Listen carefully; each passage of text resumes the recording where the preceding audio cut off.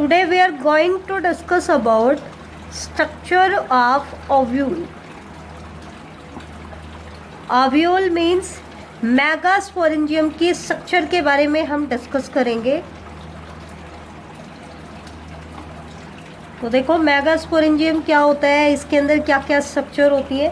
तो जिस तरीके से इसकी डेवलपमेंट होती है उसी तरीके से मैं आपको एक पार्ट बता देती हूँ।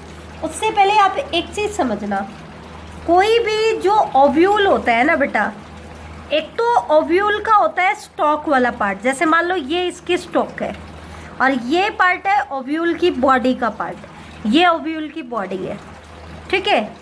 तो इस स्टॉक और ये बॉडी का ये है टिप पार्ट और ये है बेसल पार्ट। बेसल पार्ट किसको कह रहे हैं? जो इसकी स्टॉक के साथ कनेक्टेड है उसको हम क्या कह रहे हैं? बेसल पार्ट कह रहे हैं। और ये है टिप पार्ट। टिप पार्ट को हम कहते हैं माइक्रोपाइल और ये जो इसका बेसल पार्ट है इसको हम कहते हैं बेटा चलाजा। और ये है इसकी स्टॉक वाला पार्ट। तो ध्यान से देखना, मोस्ट कॉमन जो ओव्यूल होता है उसमें क्या होता है बेटा, ओव्यूल की जो बॉडी होती है वो ऐसे इन्वर्टेड होती है। ओव्यूल की बॉडी कैसी होती है? इन्वर्टेड, मतलब उल्टी हो जाती है बॉडी। कैसी हो जाती है? उल्टी। इससे क्या प्रॉब्लम आई कि जो ओव्यूल का टिप पार्ट पहले टिप की तरफ हो रहा था, अब वो नीचे की तरफ आ गया, स्टोक की तरफ आ गया। तो ये चेंज आता है। तो ये मैं उसी सीक्वेंस में आपको डायग्राम बना रही हूँ जिस सीक्वेंस में आपकी डेवलपमेंट होती है। तो डेवलपमेंट कैसे होती है बेटा, ध्यान से देखना।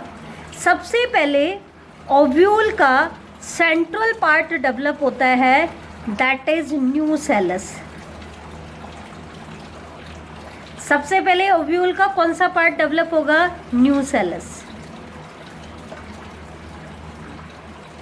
बेटा मेगास्पोरेंजियम ये एक ऐसी स्ट्रक्चर होगी जिसके अंदर मेगास्पोर की फॉर्मेशन होगी। अब क्योंकि अभी तक मियोसिस नहीं हुआ है तो न्यूसेलस के अंदर जितनी भी सेल्स है वो सारी की सारी कैसी होंगी? डिप्लॉयड होंगी, ठीक है।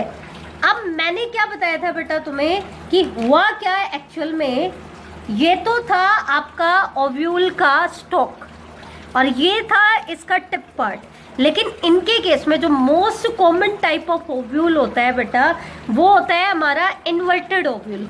इन्वर्टेड ओव्यूल का मतलब क्या है कि इसका जो बॉडी पार्ट है वो ऐसे बेंड हो जाता है। तो बेंड हो जाता है तो टिप पार्ट किधर आ जाता है बेटा? इसकी स्टॉक के पास आ जाता है। एक बार मैं आपको बता देती हूँ, जैसे ये आपका ओव्यूल का पार्ट है, बॉडी का पार्ट है।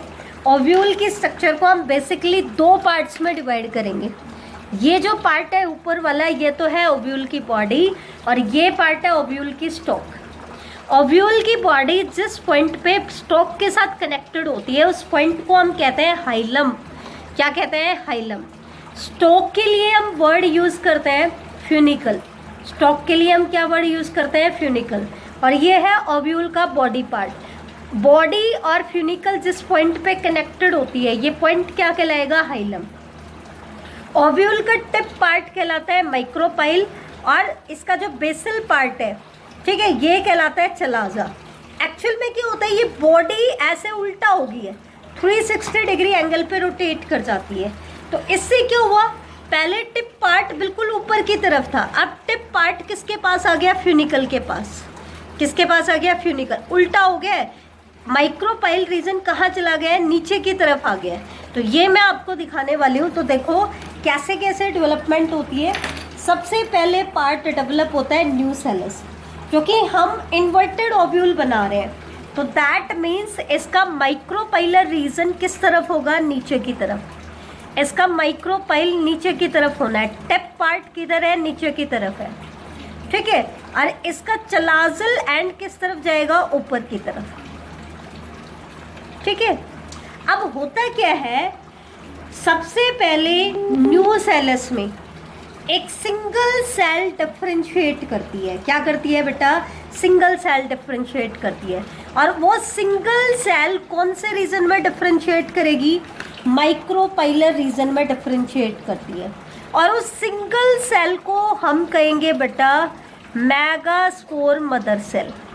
ये आपकी मेगास्पोर मदर सेल है। इनिशियली ये होता है, ये स्ट्रक्चर डेवलप होती है। फिर इसके बाद क्या होता है बेटा, न्यूसेलस में बाहर की तरफ इसकी प्रोटेक्टिव कवरिंग बनना शुरू होती है और अंदर की तरफ मेगास्पोरोजेनेसिस स्टार्ट हो जाता है। मतलब बाहर की तरफ एंटैगमेंट अराइज होना शुरू हो जाएंगी। एंटैगमेंट क्या है? इसकी आउटर कवरिंग है जो कि न्यूसेलस को या ओव्यूल को प्रोटेक्शन देंगे। तो मोस्ट कॉमन जो ओव्यूल होता है ना बेटा, वो 2 इंटैगमेंट से कवर्ड होता है। कितने इंटैगमेंट से कवर्ड होता है? 2 इंटैगमेंट से कवर्ड होता है, बाइटैजमिक होता है। ठीक है, क्योंकि इसकी बॉडी को हमने उल्टा कर दिया है, इन्वर्टेड कर दिया है। तो इसकी बॉडी को हमने इन्वर्टेड कर दिया है तो इस तरीके की स्ट्रक्चर आपकी बन जाती है। नीचे वाला पार्ट ये कहलाता है इसका फ्यूनिकल पार्ट। नीचे वाला पार्ट क्या कहलाएगा? इसका फ्यूनिकल पार्ट कहलाएगा। ये है इसकी स्टॉक। इसकी बॉडी जो है ये ऐसे उल्टा हो गई है, इन्वर्टेड हो गई है। तो ये रीज़न है इसका माइक्रोपाइल। माइक्रोपाइल रीज़न कौन सा है? ये ओव्यूल का वो पार्ट है जहाँ पे इंटैगमेंट एब्सेंट है। इसका अपोजिट ये वाला एंड क्या है? इसका चलाजा। चलाजा को और हम क्या कह सकते हैं? चलाजा को हम कहते हैं ओव्यूल का बेस, या फिर हम कह सकते हैं कि चलाजा वो पॉइंट है जहाँ से इंटैगमेंट ओरिजिनेट हो रहे हैं। क्या हो रहे हैं? ओरिजिनेट हो रहे हैं। ठीक है, फ्यूनिकल और बॉडी ऑफ ओव्यूल जिस पॉइंट पे कनेक्टेड होता है वो पॉइंट कहलाता है हाइलम रीजन। क्या कहलाता है बेटा? Hilum region. अब एक चीज़ क्या होती है एनाट्रोपस ओव्यूल में, क्योंकि बॉडी ऑफ ओव्यूल होनी तो चाहिए थी इस तरीके की, बिल्कुल टिप पे अटैच होनी चाहिए थी, लेकिन ये ऐसे ही इन्वर्टेड होगी। इन्वर्टेड होगी तो क्या हुआ? कुछ पार्ट हमारे पास ऐसा बन गया जिसमें आपकी फ्यूनिकल और ओव्यूल की बॉडी, मतलब उसका इंटैगमेंट पार्ट आपस में फ्यूज हो गए। तो फ्यूनिकल का वो पार्ट जो ओव्यूल की बॉडी के साथ फ्यूज हो गया, इंटैगमेंट के साथ फ्यूज हो जाए, ये पार्ट कहलाएगा रैफे। मतलब एक्चुअल में तो बॉडी ऑफ ओव्यूल के साथ कनेक्शन हमें यहाँ दिखाई दे रही है, तो ये तो है इसका हाइलम रीजन। लेकिन हाइलम से ऊपर भी आपका फ्यूनिकल क्या हो जाता है? फ्यूज हो जाता है। तो ये जो इसका अपर फ्यूज्ड पार्ट है ये क्या कहलाएगा? रैफे कहलाएगा। ये क्या है बेटा? रैफे। क्योंकि हाइलम रीजन तो यहीं पे रह गया, जो जंक्शन था ओव्यूल की बॉडी और ओव्यूल की स्टॉक के बीच में वो तो नीचे ही रह गया, लेकिन फिर भी ये फ्यूनिकल उस पॉइंट से आगे जा कर के भी फ्यूज कर जाता है। तो अपर साइड में जो फ्यूज्ड पार्ट होगा उसको हम क्या कहेंगे? रैफे बोलेंगे। बेटा जब बाहर की तरफ एंटैगमेंट डेवलप हो रही होती है, उस तरफ अंदर की तरफ क्या होता है? हमारे पास इनिशियली तो एक ही एमएमसी है, वो भी किस में? माइक्रोपाइलर रीजन में। अब ये एमएमसी क्या करती है? मियोसिस करती है। तो पहले तो एक मियोसिस फर्स्ट कंप्लीट हुआ तो 1 से 2 सेल बन गई, फिर मियोसिस सेकंड कंप्लीट हुआ तो 2 से 4 सेल बन गई। फिर क्या होता है? इन 4 में से माइक्रोपाइलर एंड की तरफ वाली जो 3 है ये तो डीजनरेट हो जाती हैं। ये तो क्या हो जाती हैं? डीजनरेट। और ये जो लास्ट चलाजल एंड की तरफ वाली जो आपकी मेगास्पोर बन रही है ये होता है फंक्शनल मेगास्पोर। क्योंकि मेगास्पोर मदर सेल में जब मियोसिस होगा तो क्या बनेगा? फंक्शनल मेगास्पोर बनेगा। तो ये है आपका फंक्शनल मेगास्पोर। आगे जाकर के क्या होता है बेटा? फंक्शनल मेगास्पोर में आपका एक सिंगल न्यूक्लियस है। कैसा न्यूक्लियस है? सिंगल यूनिन्यूक्लिएटेड स्ट्रक्चर है। फिर ये मेगास्पोर आपका जो है ये कंटिन्यूअसली क्या करेगा? कुछ माइटोसिस करेगा। ये है आपका फंक्शनल मेगास्पोर। इसके अंदर आगे क्या क्या चेंजेस होने हैं ध्यान से देखना। Functional megaspore free nuclear division करेगा। फ्री न्यूक्लियर डिवीजन मतलब इनिशियली सिर्फ न्यूक्लियाई डिवाइड होंगे, न्यूक्लियर डिवीजन के बाद साइटोकाइनेसिस नहीं होगा। तो इससे क्या होगा? साइटोकाइनेसिस एंड में होता है। जब सेल्यूलराइजेशन कब होगा बेटा? जब न्यूक्लियर डिवीजन कंप्लीट हो चुका होता है। तो ये 3 लगातार माइटोसिस करता है। लेकिन बेटा माइटोसिस कैसे होता है? Free nuclear division. Free nuclear division क्या है मैं आपको पहले भी बता चुकी हूँ, दोबारा बता देती हूँ एक बार। फ्री न्यूक्लियर का मतलब है नॉर्मली तो सेल क्या करती है? इस सेल को डिवाइड होना होता है तो पहले इसका न्यूक्लियाई डुप्लीकेट करता है, दैट मीन्स न्यूक्लियर डिवीजन होता है, और फिर इसका साइटोकाइनेसिस होता है।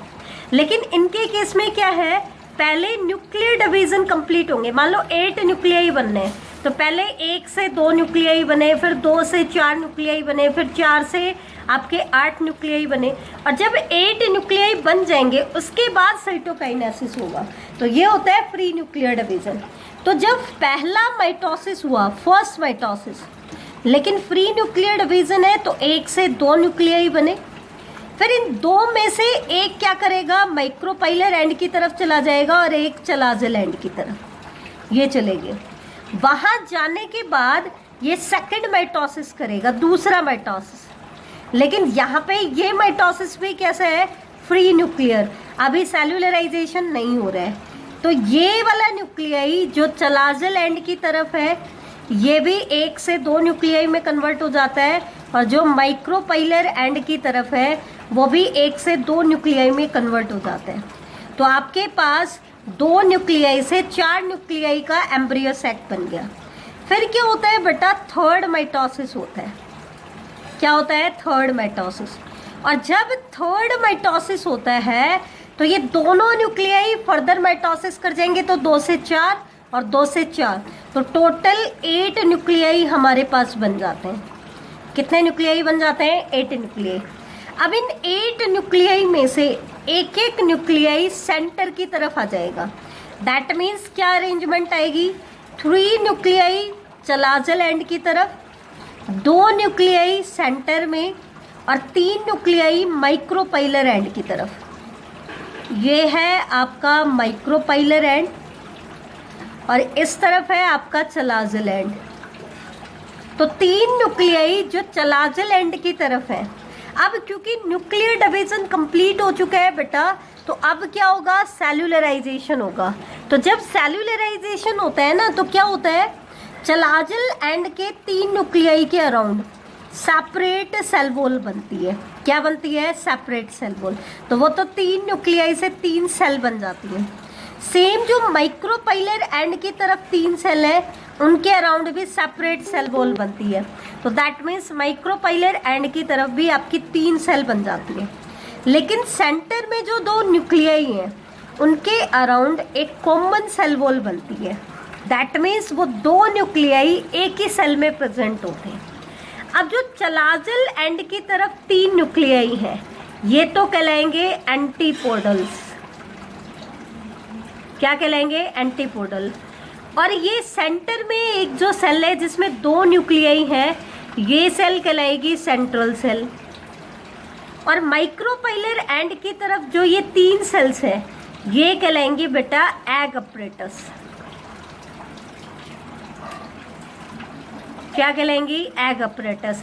जिसमें जो सेंट्रल सेल है वो एग सेल होगी, साइड वाली 2 सेल आपकी सिनर्जिड सेल होगी। क्या होंगे बेटा, synergid cell.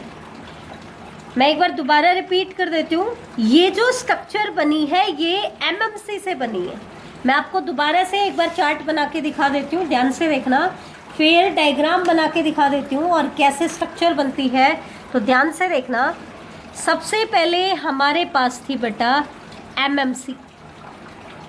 MMC means megaspore mother cell. ठीक है, मतलब ये क्या है, मियोसाइट सेल है। मियोसाइट सेल मतलब जिसमें मियोसिस होना है, इसका मतलब ये है बेटा डिप्लॉयड। अब ये सेल क्या करेगी, मियोसिस करेगी। मियोसिस करेगी तो आपने 9th क्लास में मियोसिस पढ़ा है। मियोसिस 2 स्टेजेज में जाकर के कंप्लीट होता है। पहले आता है मियोसिस फर्स्ट। तो मियोसिस फर्स्ट आया तो एक सेल से 2 सेल बनी, जिसको हमने बोला डायड ऑफ मेगास्पोर। क्या बोला बेटा, डायड ऑफ मेगास्पोर। फिर जब मियोसिस सेकंड कंप्लीट होगा तो 2 से 4 सेल बन जाएंगी, तो ये बन जाएगा हमारे पास टेट्राड ऑफ मेगास्पोर। क्या बन जाएगा, टेट्राड ऑफ मेगास्पोर। ठीक है, फिर क्या हुआ, इन टेट्राड में से तीन जो माइक्रोपाइलर एंड की तरफ है, मान लो हम ऊपर दिखा रहे हैं चलाजल एंड, वो आपके ऊपर डिपेंड करता है कि आप किस तरफ दिखा रहे हो। नीचे हम दिखा रहे हैं माइक्रोपाइलर एंड, ठीक है। तो हमने क्या कहा, माइक्रोपाइलर एंड की तरफ वाली टेट्राड में से 3 मेगास्पोर डीजनरेट हो जाएंगे, और चलाजल एंड की तरफ वाला 1 मेगास्पोर क्या रहेगा, फंक्शनल रहेगा। तो ये जो प्रोसेस अब तक मैंने बनाया ये कहलाएगा मेगास्पोरोजेनेसिस। क्या कहलाएगा बेटा, मेगास्पोरोजेनेसिस। क्यों, मेगास्पोरोजेनेसिस वर्ड 2 वर्ड से मिलकर के बना है, मेगास्पोरो प्लस जेनेसिस। जेनेसिस मतलब जनरेट करना, किसको जनरेट करना, किसको सिंथेसाइज करना, मेगास्पोर को। और आपको पता है मेगास्पोर किससे बनेगा, मेगास्पोर मदर सेल से बनेगा। और कैसे बनेगा, जब ये मियोसिस करेगा। तो आपको पता है एक सेल जब मियोसिस करती है तो 1 से 4 सेल बनती है, लेकिन मियोसिस 2 स्टेजेज में जाकर के कंप्लीट होता है, meiosis first and meiosis second. तो ये आपका मेगास्पोर का टेट्राड बना, टेट्राड में से 3 डीजनरेट हो गए और 1 फंक्शनल रहा। अब आपका इस फंक्शनल मेगास्पोर से क्या बनना है, आपका एम्ब्रियो सैक बनना है। फंक्शनल मेगास्पोर से आपका क्या बनना है, एम्ब्रियो सैक। एम्ब्रियो सैक हम किसको कह रहे हैं, फीमेल गैमेटोफाइट को। इसको कह रहे हैं बेटा फीमेल गैमेटोफाइट। अब एक चीज देखो, एमएमसी जो सेल थी हमारी वो थी डिप्लॉयड, लेकिन उसमें मियोसिस हो गया तो प्लॉइडी क्या होगी, हाफ होगी। प्लॉइडी हाफ होगी तो मेगास्पोर की प्लॉइडी क्या आई, हैप्लॉइड। या फंक्शनल मेगास्पोर की प्लॉइडी क्या आई, हैप्लॉइड। तो एम्ब्रियो सैक जो बनेगा इसकी सेल्स की प्लॉइडी क्या होगी, हैप्लॉइड होगी। इसका हर न्यूक्लियाई हैप्लॉइड होगा। अब क्या होता है, एम्ब्रियो सैक फंक्शनल मेगास्पोर से कैसे बनेगा, इसके लिए वो 3 कॉन्टिन्यूअस माइटोसिस करेगा। तो ध्यान देना, एक फंक्शनल एम्ब्रियो सैक बनाने के लिए कितने मियोसिस और कितने माइटोसिस चाहिए, 1 मियोसिस और 3 माइटोसिस, ठीक है। एम्ब्रियो सैक की फॉर्मेशन क्योंकि एक ही मेगास्पोर से हो रही है, तो इस डेवलपमेंट को हम कहते हैं बेटा मोनोस्पोरिक डेवलपमेंट। इस डेवलपमेंट को क्या कहा जाता है, मोनोस्पोरिक डेवलपमेंट। मतलब एम्ब्रियो सैक की डेवलपमेंट कैसी है, मोनोस्पोरिक है। मोनोस्पोरिक मतलब एक सिंगल स्पोर से आपका एम्ब्रियो सैक बन रहा है, क्योंकि बाकी के 3 जो आपके मेगास्पोर्स हैं वो डीजनरेट हो जाते हैं। क्या हो जाते हैं, डीजनरेट हो जाते हैं। अब यहाँ पे एंजियोस्पर्म में जो ये एम्ब्रियो सैक बनता है ना बेटा, ये कैसा होता है, ये होता है बेटा 7 सेल्ड एंड 8 न्यूक्लिएटेड। इसमें सेल्स होती हैं 7 और न्यूक्लियाई कितने होते हैं, 8 होते हैं। न्यूक्लियाई 8 क्यों होते हैं, क्योंकि सेंट्रल सेल में सेल एक ही है लेकिन न्यूक्लियाई कितने हैं, 2 हैं, ठीक है। इस टाइप के जो आपका एम्ब्रियो सैक होता है उसको हम कहते हैं polygonum type of embryo sac.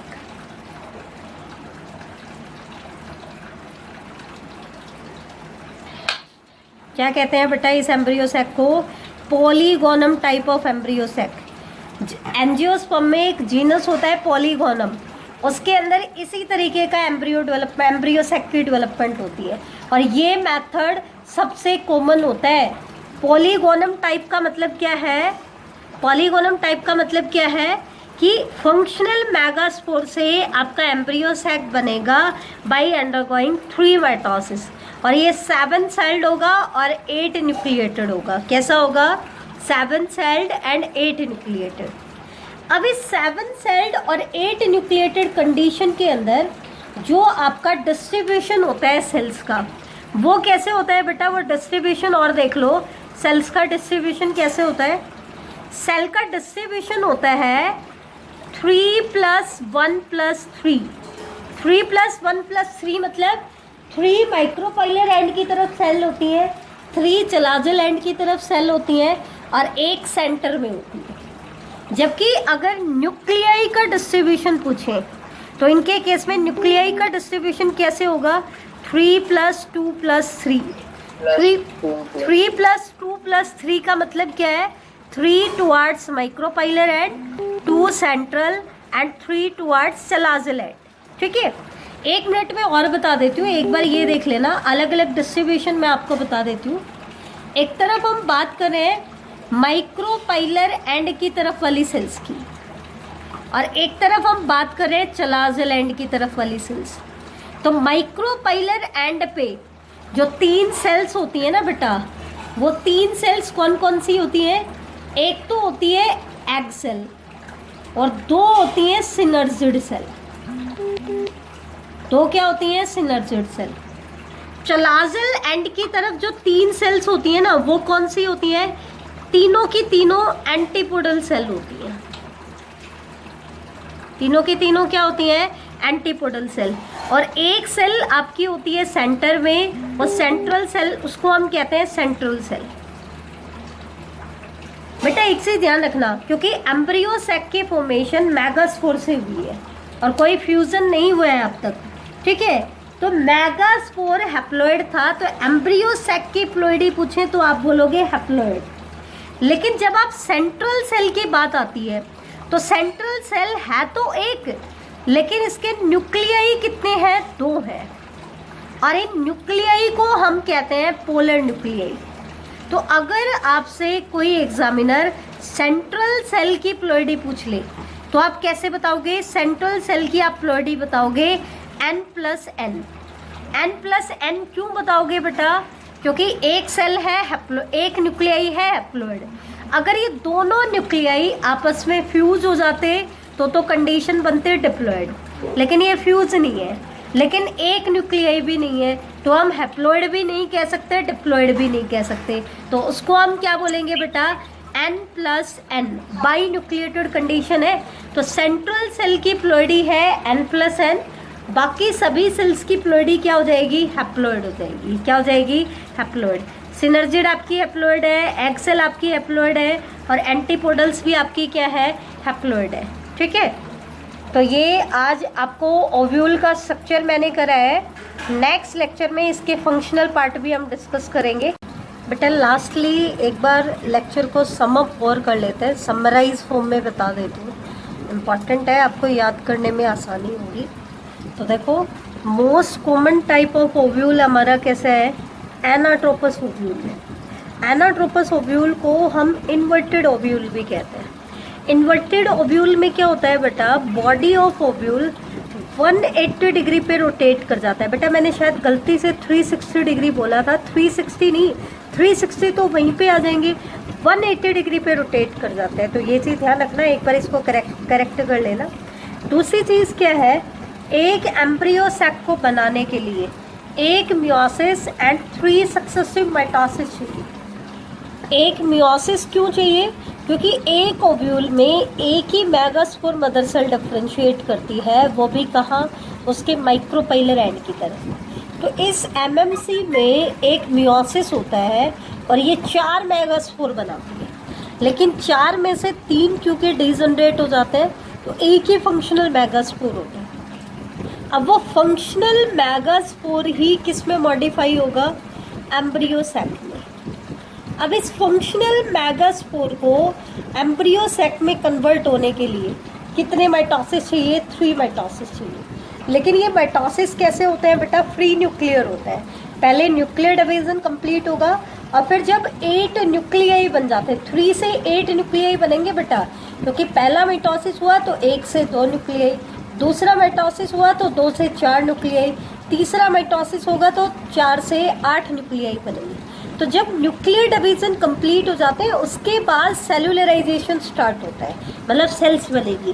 तो 8 न्यूक्लियाई से सिर्फ 7 सेल बनती है, वो हमने पहले भी डिस्कस किया। तो ये इवेंट अंदर होता रहता है। इन्वर्टेड ओव्यूल का मैं आपको डायग्राम दिखा देती हूँ, ध्यान से देखना।